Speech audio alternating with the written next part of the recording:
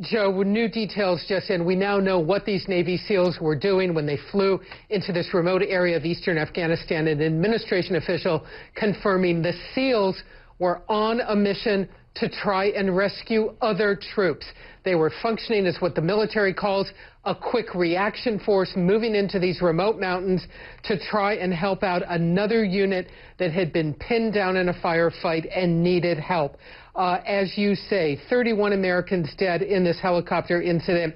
Of those, 25 were U.S. Special Forces, 22 of them, Joe, U.S. Navy SEALs. The majority of the SEALs came from the same unit that sent the SEALs into the Osama bin Laden raid in Pakistan earlier this year. But several sources are telling us that the military has run a check on all of the names and that none of the killed in action today were on the bin Laden raid themselves.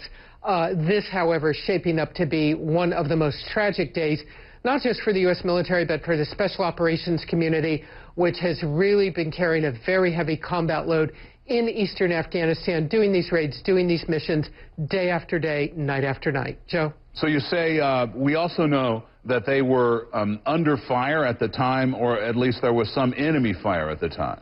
Absolutely. What our administration sources are telling us is, yes, there were reports at the time of enemy fire in the area. And although there will be a full military investigation, at least one official tells me at this time there is good reason to believe that it was brought down by enemy fire. And, you know, clearly this other unit that the SEALs were going to try and rescue, they were pinned down in a firefight with insurgents. So this was a very hot combat zone when they flew in. Joe?